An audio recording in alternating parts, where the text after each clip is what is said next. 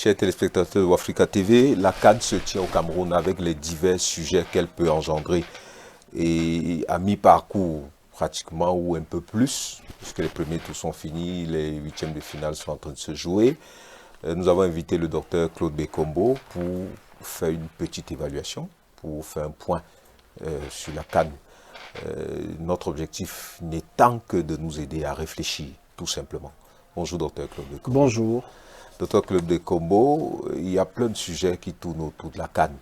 Et on s'interroge sur les logiques du pays organisateur, sur les logiques de la CAF et sur le déroulement de la compétition. Dans un premier temps, je vous pose la question, comment s'articule la répartition des tâches entre la CAF et le pays organisateur dans l'organisation de la compétition?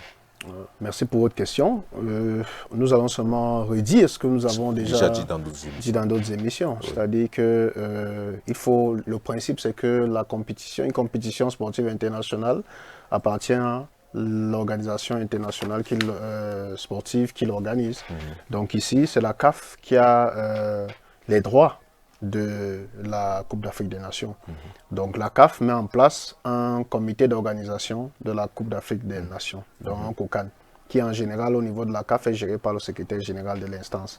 C'est la coutume dans les organisations sportives internationales. Maintenant avec l'État, l'État organise, l'État a un cahier de charges. L'État a un cahier de charges de l'organisation et met en œuvre le cahier de charges, remplit le cahier de charges pour que l'organisation pour que la compétition soit validée à son niveau.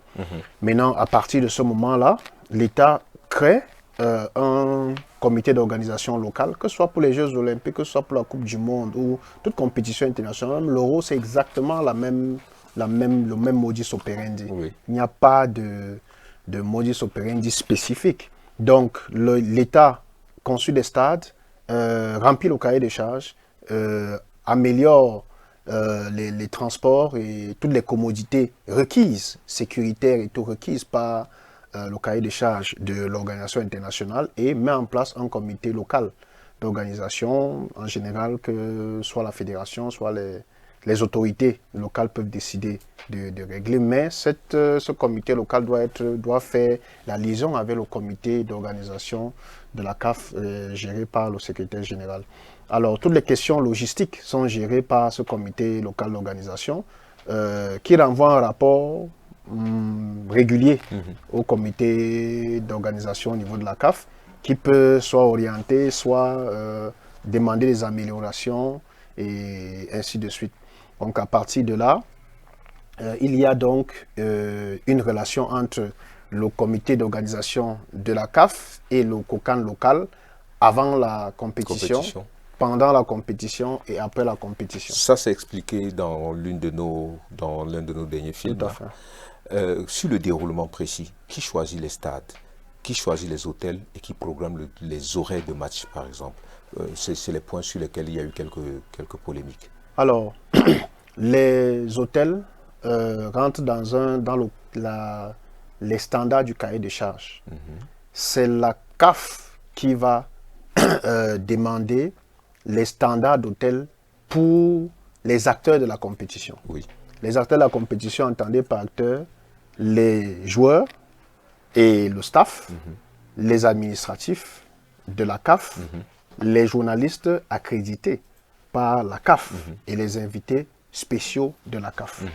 Il y aura donc des hôtels standards, des standards d'hôtels pour toute typologie d'invités. Que l'État, que le comité local d'organisation doit mettre à disposition en termes de nombre, en termes de standards d'hôtels. Les stades, c'est effectivement la même chose. C'est la CAF qui va décider que nous avons besoin de 4 stades d'au moins 25 000 places, de 2 stades d'au moins 50 000 places, avec tel nombre de spécifications. Et l'État doit remplir le cahier des charges. Alors, toutes cette démarche, ces réquisitions-là sont en amont. Ce n'est pas après avoir désigné, le pays organisateur que la CAF contrôle l'existence de ces réquisitions-là. Non, c'est bien avant. C'est bien avant que la compétition, qu'on ait donné le OK puisque jusqu'à 2 mois de la compétition peut vous être retirée si vous n'avez pas rempli le cahier des charges. Oui. Vous pouvez avoir les conditions de satisfaction du cahier des charges à 30% à 4 ans de la compétition, ou à 20, 25, 30%. C'est encore acceptable. On peut se dire que vous allez remplir 60, 70% sur les 4 ans. En général, c'est souvent ce qui se passe. Il y a un moratoire. Bon, il y a souvent des pays qui viennent demander, viennent postuler pour des compétitions. Elles ont 100% du cahier de charges déjà rempli. Donc, c'est au départ qu'il y a le choix des stades et le choix des stades est fonction du cahier de charges. Maintenant, le programme de compétition est préparé aussi par la Confédération africaine de football qui, à partir du moment où elle a validé les stades, elle a validé les lieux, elle a quadrillé l'espace géographique, fait sa programmation. Le pays n'est en rien, ce n'est pas la compétition du pays, le pays n'est en rien concerné par la programmation. Elle fait sa programmation des matchs et elle sort son programme. Ce n'est pas le pays qui sort le programme. La CAF rend public le programme. Vous vous souvenez que le programme de cette CAN n'est pas sorti du ministère des Sports ou de la présidence de la République du Cameroun. Le programme de cette Coupe d'Afrique des Nations est venu de la CAF, qui après avoir eu donc l'espace des stades à disposition, a fait son programme des matchs jusqu'à la finale. Donc toutes les équipes savaient sensiblement où est-ce qu'elles jouaient leur premier match, leur deuxième match, leur troisième match, le match éventuellement de huitième, de quart, jusqu'à la finale.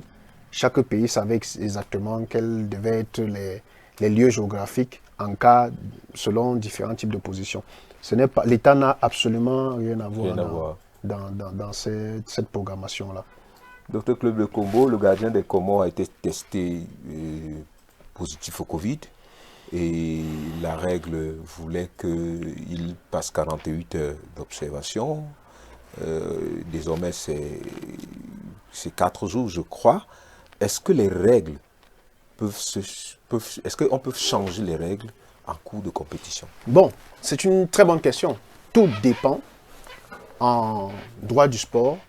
Tout dépend de ce que prévoient les statuts et de la latitude qu'a celui qui décide, le directeur des compétitions, de ce que prévoient les statuts, de la marge de manœuvre d'action personnelle, légale et légitime, d'action personnelle légitime plutôt. Parce que tout dépend, ce que disent les statuts, c'est de la loi. Si dans les dispositions statutaires, il y a une marge interprétative pour le directeur des compétitions, il a la légitimité interprétative. C'est comme le juge. Si le juge, il y a une disposition qui dit qu'est sanctionné de tel nombre d'années quelqu'un qui a commis tel crime et que s'il l'a commis, il a des conditions aggravantes. Si on ne cite pas les conditions aggravantes, le juge a donc une faculté interprétative pour estimer que cette condition-ci est aggravante. Donc la faculté interprétative, elle est légitime, elle a une base légale, parce qu'elle a une base légale. Donc c'est le même process qui s'applique en matière de contentieux sportif. Il y a ce que prévoit lors de la réglementation. Il y a maintenant, si la réglementation donne le droit au directeur des compétitions d'avoir une capacité interprétative au-delà de ça, pour vous sortir de cette question et vous faire comprendre que ce n'est pas la théorie juridique. Vous avez vu la dernière course de la Formule 1 entre Richard Hamilton et Max Verstappen. Le directeur de course avait cette faculté interprétative de dire effectivement qu'après 4 tours, soit on laisse toutes les voitures compétir ensemble, soit on maintient l'écart entre le premier et les autres. Le directeur de course a usé de sa faculté d'interprétation et permis que toutes les voitures repartent, du moins, sur la même ligne. Ce qui peut poser des problèmes d'éthique, mais sur quelqu'un qui avait 2 tours d'avance sur d'autres. Voilà, mais c'est une faculté d'interprétation légitime sur une base légale qui lui donne le droit d'interpréter. Donc, il y a des dispositions qui disent qu'il faut avoir, vous pouvez être négatif après 48 heures, vous pouvez jouer. Maintenant, si il y a d'autres dispositions, ou si alors il y a des dispositions nouvelles qui permettent au directeur d'estimer que c'est 5 jours maintenant, avant de jouer, après avoir présenté un test négatif, ce qu'on va demander, c'est que l'interprétation soit à droit constant. C'est-à-dire qu'à partir de maintenant, que cette interprétation de 5 jours soit à droit constant, c'est-à-dire que ce doit être pour tout le monde. C'est si cette interprétation de 5 jours n'est pas à droit constant qu'on va commencer à se poser des questions sur l'équité et l'éthique de la prise de décision de ceux qui doivent interpréter la règle.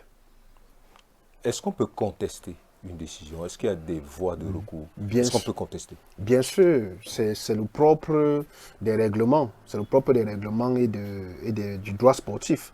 Si les parties ne sont pas d'accord, chaque fois qu'il y a une compétition internationale, vous devez le savoir, l'organisation internationale, que ce soit la FIFA, le comité olympique, la CAF, l'Union européenne, l'UEFA et ainsi de suite, mettent en place un tribunal ad hoc, ou alors une chambre ad hoc pour la compétition. La chambre ad hoc pour la compétition recueille toutes les réclamations liées à la compétition et doit les traiter avec célérité. En urgence. Parce qu'effectivement, ce n'est pas les instances juridictionnelles habituelles qui sont des chambres d'appel et des chambres de recours auprès desquelles il faut déposer un mémoire. Non. Ici, la contestation peut faire l'objet d'une demande simple. Mais en ayant l'aspect de toutes les demandes, c'est-à-dire en identifiant clairement le fait qu'on conteste et la règle éventuellement violée très rapidement pour que la chambre ad hoc mise en place pour les compétitions aille rapidement. Il ne faut pas faire des demandes globales, surtout sur rien. Il faut avoir des demandes précises. Avec des textes violés ou des principes violés pour que la chambre aille rapidement. Donc, si éventuellement l'équipe dont vous avez parlé avait des contestations à porter, il y a une chambre ad hoc de compétition qui est mise en place, qui peut recevoir les dites contestations. Si jamais il s'avère qu'une équipe a fraudé, est-ce qu'on peut retirer un titre? Le retrait de titre fait partie des possibilités. Dans le sport, vous avez des médailles d'or qui ont déjà été retirées. Vous avez des championnats qui ont déjà été retirés à des clubs, Marseille, Ben Johnson, ainsi de suite, Marion Jones, ainsi de suite. Ça relève, excusez-moi, j'ai failli dire de l'ordre de la banalité dans le monde du sport. Donc, rien n'est acquis. C'est la raison pour laquelle il faut faire très attention aux violations des règles sportives, même a posteriori. Si vous avez quelqu'un qui est de nationalité camerounaise, qui joue dans votre équipe, et que, en fait, en réalité, selon vos règles, il n'est pas camerounais, et que vous démontrez qu'il n'a jamais été camerounais, vous voyez, ça peut vous amener très loin. Donc, vous voyez à quoi je fais référence. Donc, il faut faire très attention à ce type de jeu. Effectivement, s'il y a une violation et que le requérant sportif peut prouver la violation, peut prouver que le résultat a été obtenu par la falsification des règles de compétition, c'est-à-dire les règles d'aptitude physique et sportive, d'aptitude physique, n'est-ce pas, soit en faisant recours à la violation de l'éthique, il y a des instances, soit la commission éthique, soit la commission de recours et d'homologation des disciplines pour faire constater les faits. Et effectivement, quand les faits sont constatés, il y a un retrait des titres acquis. Je le dis un peu peut-être pour rire, un peu banalement. Si on retire un titre, on le remet à celui qui était... Est-ce que quelque chose est prévu? Bon, en général, la pratique, c'est que le titre n'est pas attribué. En général. La pratique, c'est que le titre n'est pas attribué. Mais il y a le CIO qui, pour l'équité sportive, remet le titre au deuxième et fait remonter ceux qui étaient troisième et quatrième. Finalement, le quatrième qui n'a pas eu de médaille finit par recevoir des médailles. Il y a des cérémonies qui sont parfois organisées sans saveur pour les athlètes, bien entendu, parce que les athlètes aiment bien être reconnus pour et avoir la médaille devant les spectateurs. Ça les grandit plus. Mais il y a eu plein de cérémonies de remise des médailles d'or au deuxième des compétitions. Mais en général, la pratique, c'est que le titre n'est pas attribué. Donc, c'est comme le championnat de France de 1992-93 de Marseille, il n'est pas attribué.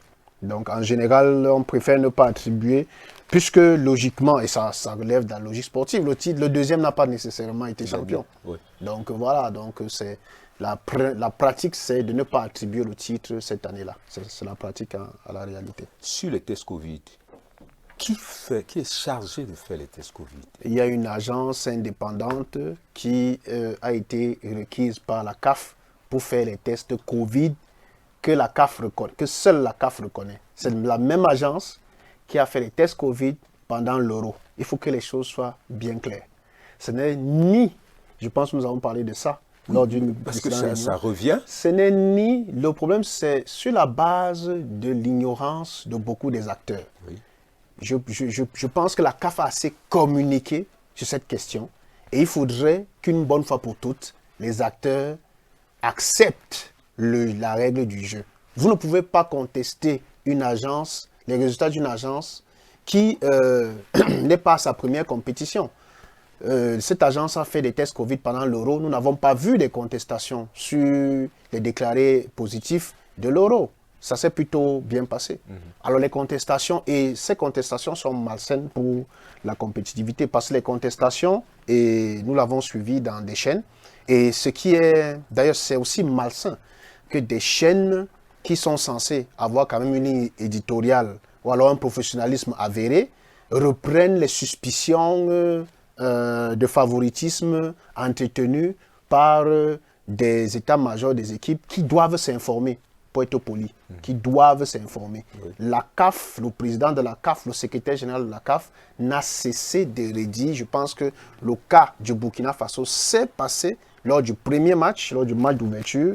Le secrétaire général de la CAF, dans un communiqué adressé au président de la Fédération du Burkina Faso, lui a fait comprendre clairement que c'est une agence internationale, indépendante, qui réalise les textes de toutes les équipes, même du Cameroun, de toutes les équipes. Donc, ce n'est pas parce que c'était... Pourquoi ce n'est que ces 2-3 équipes qui ont ces problèmes? Il y a d'autres équipes qui n'ont jamais eu de test Covid de personnes qui sont liées au Covid. Il y a d'autres équipes comme le Sénégal qui a eu son gardien, qui est une des pièces maîtresses, qui avait le Covid. Ça n'a pas fait de vague. Cette agence a détecté. D'ailleurs, avant même que son gardien arrive, il a été détecté positif au Covid au Sénégal. Et ils n'ont pas attendu que... le coach, le gardien viennent au Cameroun pour passer au test Covid de cette agence. Il a été gardé en quarantaine au Sénégal, il est revenu, il a fait les tests et il est arrivé. Donc, pour moi, je crois qu'il faut arrêter d'entretenir la suspicion sur des choses où la suspicion ne devait pas être. Et une agence indépendante qui fait les tests de tout le monde, même les tests des joueurs camerounais. Sur les morts, nous allons le regretter. Ceux qui sont morts à Olembe hier pendant le match. Est-ce qu'on sait déjà à peu près ce qui s'est passé? Alors, les chiffres sont encore indécis. Oui. Nous sommes dans l'ordre de la dizaine. Oui. Ce n'est pas encore assez précis. Nous allons attendre effectivement qu'un communiqué officiel des autorités compétentes nous fixe clairement là-dessus. Nous n'allons pas nous contenter des documents que nous voyons circuler dans la toile. Nous allons attendre raisonnablement, mais il y aurait, dirons-nous, une dizaine de personnes qui auraient perdu la vie. C'est regrettable. C'est regrettable d'en arriver à ce type de résultat. Cela devrait appeler à une remobilisation des autorités locales, de la CAF aussi, parce que c'est la compétition de la CAF. Oui. Ce n'est pas parce que ça s'est passé dans un stade camerounais que ça cesse d'être la compétition de la CAF. C'est la compétition de la CAF. Je pense que la CAF doit aussi inciter des séances de travail avec les autorités camerounaises pour améliorer la gestion des spectateurs, en général, dans tous les stades. Et je crois que cet événement doit augmenter l'attention de la CAF et des autorités camerounaises sur la gestion des spectateurs dans les différents stades. Parce qu'en dehors de cela, nous avons aussi été informés de certains débordements dans d'autres stades ailleurs. Dieu merci, qui n'ont pas mené à des morts d'hommes ou des choses comme ça. Mais je pense qu'il faut augmenter, puisqu'il y a encore quelques matchs, 8 ou 10 matchs, qu'il reste. Il faut vraiment que les autorités travaillent avec la CAF pour se rassurer d'une gestion optimale des spectateurs. Si un parent de ceux qui seront décédés décide d'attaquer en justice, il attaque qui? L'État camerounais ou la CAF? Ça ferait l'objet d'une consultation. Je ne vais pas donner je ne vais pas donner les clés aussi faciles. Oui. Mais il prendra nécessairement un avocat. Oui. Et l'avocat va nécessairement l'orienter vers qui porter sa prétention. C'est une compétition internationale. Il y a quelqu'un qui a des droits sur cette compétition internationale-là. Sauf si le parent a identifié ou alors la personne qui est décédée des faits d'une personne identifiée. Mais ça, c'est autre chose. On peut... Ça, il y a différents cas. Oui. Il peut y avoir une négligence de quelqu'un. Ce n'est pas nécessairement le match en lui-même qui est un problème. C'est que s'il y a quelque chose qui est arrivé, il y a nécessairement des responsabilités individuelles qu'il faut établir. Et ce n'est pas si simple de dépasser les responsabilités individuelles pour arriver aux responsabilités des institutions. Ce n'est pas... C'est un champ très, très dense et subtil. On y reviendra, docteur. On y reviendra nécessairement, mais là, il faut absolument qu'on sache quelles sont véritablement les conditions, soit une bousculade pour l'entrée, soit une rixe. On ne connaît vraiment pas encore, les conditions ne sont pas élucidées. Quand les conditions seront claires, les responsabilités aussi le seront.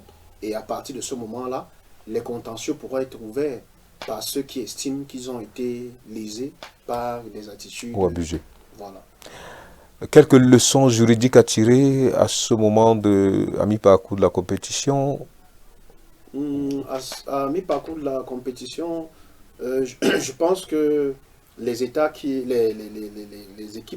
qui avaient des prétentions auprès de la CAF, auprès du comité exécutif de la CAF, les ont adressées et la CAF a répondu, parfois de manière défavorable pour certains parce que les prétentions aussi étaient claires. L'équipe du Comore qui a eu des cas de Covid et peut-être un peu entre guillemets de la malchance, a aussi démontré sur le terrain que effectivement le niveau de compétitivité de cette compétition est à relever.